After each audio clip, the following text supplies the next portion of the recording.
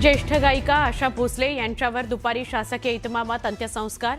पार्थिव सकाळी 10 ते दुपारी 2 अंत्यदर्शनाकरता ठेवलं जाणार. मुख्यमंत्री देवेंद्र फडणवीसांनी ज्येष्ठ गायिका आशा भोसलेंच्या पार्थिवाचं घेतलं दर्शन. दुःखद प्रसंगी आशाताईंच्या कुटुंबियांचं केलं सांत्वन.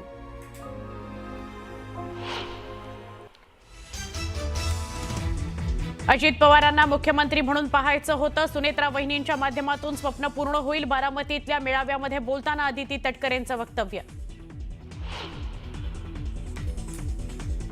बोंदू खराची पोलीस कोठडी आज संपणार. तिसऱ्या गुन्ह्यातील कोठडीनंतर आता चौथ्या गुन्ह्यामध्ये खराच्या कोठडीसाठी एसआयटी प्रयत्न करणार असल्याची माहिती.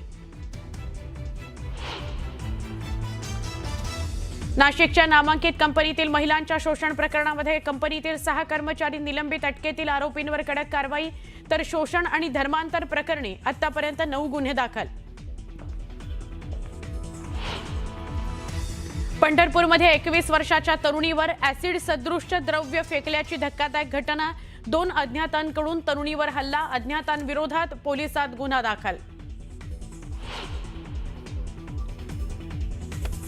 आज संध्याकाळपासून हॉर्मुझमध्ये अमेरिकेकडून नाकाबंदी. ट्रम्पच्या घोषणेनंतर अमेरिका सैन्याकडून नाकेबंदीची वेळ निश्चित. इराणी बंदरातील जहाजांवर निर्बंध.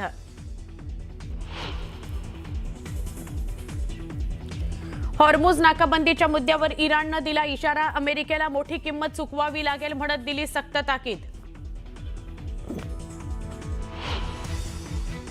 हॉर्मुझ नाकाबंदीच्या ट्रम्प यांच्या घोषणेनंतर कच्च्या तेलाच्या दरात पुन्हा वाढ. आंतरराष्ट्रीय बाजारात तेलाचे दर $105 प्रति बॅरलवर जाऊन पोहोचले.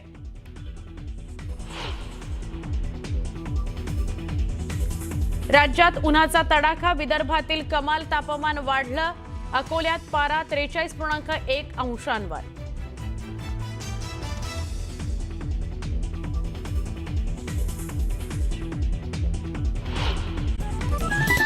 तटकरे भावूक झाल्या आणि उपमुख्यमंत्री अजित पवार यांच्या निधनानंतर रिक्त झालेल्या बारामती विधानसभा मतदारसंघाच्या पोटनिवडणुकीसाठी महायुतीच्या उमेदवार आणि राज्याच्या उपमुख्यमंत्री सुनेत्रा पवार यांनी प्रचाराला सुरुवात केली. या निमित्तानं बारामतीमध्ये आयोजित सभेत मंत्री अदिती तटकरे यांनी अजित पवार यांच्या स्मृतींना उजाळा देत भावूक भाषण केलं. त्यांनी दादांच्या अपूर्ण स्वप्नांना सुनेत्रा पवार यांच्या नेतृत्वाखाली पूर्ण करण्याचा संकल्प व्यक्त केला. आता भविष्य काळात सुनेत्रा वहिनींनी दादांचे मुख्यमंत्री पदाचं स्वप्न पूर्ण करावं अशी इच्छा त्यांनी व्यक्त केली. हे आमच्या सगळ्यांचं दुर्दैव असेल. कदाचित राज्य म्हणून सुद्धा दुर्दैवी असू शकतं की दादांसारखा मुख्यमंत्री हा कधी लागू शकला नाही. पण मला खात्री आहे की ते स्वप्न तुमच्या माध्यमातून ते पुढच्या कालावधीमध्ये पूर्ण होईल. प्रत्येक पक्षाला असं वाटतं की माझ्या पक्षाचा नेता जो आहे हा मुख्यमंत्री झाला पाहिजे. मला सुद्धा वाटतं. एका ठिकाणी मी सुद्धा म्हटलं की काय सांगावं, आणखी 5 वर्ष लागतील, 10 वर्ष लागतील. पण सुनेत्राताई आता ह्या फक्त एक स्टेप त्यांना पुढे जायचं आहे. अशी परिस्थिती कधीतरी येऊ सुद्धा शकते. का येऊ नये. बारामती पोटनिवडणुकीसाठी राष्ट्रवादीची पहिली सभा पार पडली आणि या सभेत बोलताना उपमुख्यमंत्री सुनेत्रा पवार अजित पवार यांच्या आठवणीमध्ये भावूक झाल्या होत्या. दादा नसतानाची ही बारामतीमधील पहिलीच निवडणूक असून ही निवडणूक बारामतीकरांची आहे. प्रत्येक बारामतीकर हे दादा असल्याचं त्यांनी म्हटलंय. तर कार्यकर्त्यांनी फक्त सतरंज्या उचलायच्या का याला पूर्णविराम दिला जाईल. आम्ही प्रत्येक कार्यकर्त्याला संधी देणार असल्याचं त्यांनी म्हटलंय.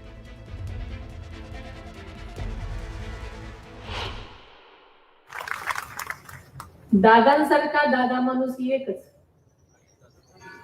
दुसरं कोणीही होऊ शकत नाही.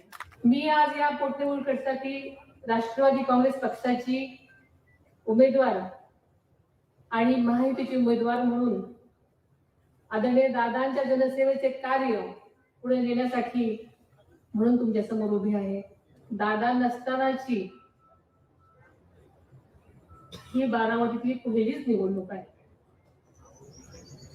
ही निवडणूक बारामतीकरांची आहे. प्रत्येक बारामतीकर हा आज दादा आहे. कार्यकर्त्यांनी फक्त सतरंज्याच उचलायच्या नाही,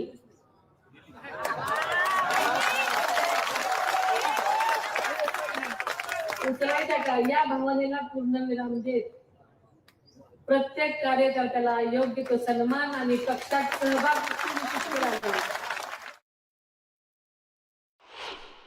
आपल्याला माहिती आहे की त्या 23 तारखेला 23 एप्रिल रोजी होणाऱ्या विधानसभा पोटनिवडणुकीमध्ये आपण सर्वांनी घड्याळाच्या चिन्हासमोरील बटन दाबून मला प्रचंड बहुमताने विजयी करावे असं मी आपल्या सर्वांना मनापासूनची विनंती करते.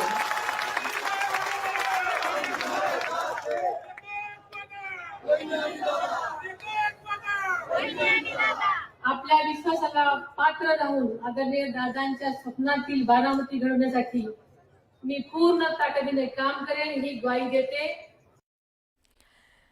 बातमी नाशिकमधून. नाशिक जिल्ह्यातील येवल्यामध्ये तरुणांची फसवणूक करणाऱ्या आंतरजिल्हा बोगस विवाह रॅकेटचा पोलिसांनी पर्दाफाश केलाय.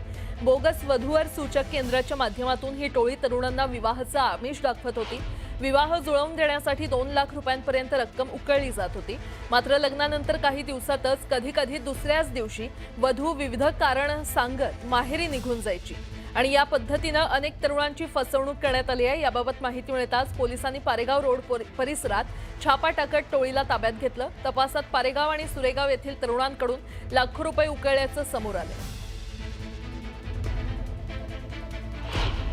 त्यावेळेस त्यांची फसवणूक झालेली हे त्यांच्या लक्षात आल्यानंतर खूप उशीर झालेला असायचा. तर याच्यामध्ये जे मुलाचे आईवडील आहे, मुलाचे घरचे नातेवाईक आहे, यांची आर्थिक आणि सामाजिक असं दुहेरी याच्यामध्ये नुकसान ही टोळी करत होती. तर याच्यामध्ये आता सध्या आपण 6 लोकांना अटक केलेला असून पंढरपुरात उपमुख्यमंत्री एकनाथ शिंदेंच्या उपस्थितीमध्ये भगीरथ भालके आणि अनिल सावंत यांनी शिवसेनेमध्ये प्रवेश केला. यावेळी ऑपरेशन टायगरच्या चर्चांवर बोलताना शिंदेंनी मला आता कुठल्याही ऑपरेशनची गरज नाही, जनसेवा पाहून लोक स्वतःहून येतात असं सांगत शिवसेनेतील संभाव्य प्रवेशाचे संकेत दिलेत. यावेळी भगीरथ भालके यांनी सोलापूरचे पालकमंत्री जयकुमार गोरे यांच्यावर निशाणा साधला. निधी कुठून आणणार असं पालकमंत्री म्हणाले होते. यावर एकनाथ शिंदे निधी आणण्याचं उत्तर असल्याचं म्हणत भालकेंनी गोरेंना उत्तर दिलं. तर पैशावर कोणीही अधिकार सांगू नये, हे पैसे जनतेचे आहेत असं म्हणत शिंदेंनी अप्रत्यक्षपणे जयकुमार गोरेंना फटकारलं. या जिल्ह्यानं प्रत्येक तालुक्यात, प्रत्येक शहरात, प्रत्येक त्या ठिकाणी नगरपालिकेला बघितलंय. येऊन त्या ठिकाणी चौकात त्या ठिकाणी सांगत होता. माझ्या पत्नीला प्रश्न विचारत होता, मला विचारत होता की भालकेजी तुम्ही निवडून आल्यानंतर निधी कुठून आणणार आहे? तुम्ही निवडून आल्यानंतर त्या ठिकाणी निधीला माझ्याकडे यावं लागणार आहे. पण मी त्यांना ठामपणे त्यावेळी सांगितलं होतं, भारत नाना भालकेंच्या तालमीत तयार झालेलो होतं आम्ही त्या ठिकाणी कार्यकर्ते आहे. निधी कुठून आणणार आहे? अरे निधी देणारा हा माणूस आहे, इथं बघ येऊन. पैशावर अधिकार कुणीही सांगू नये.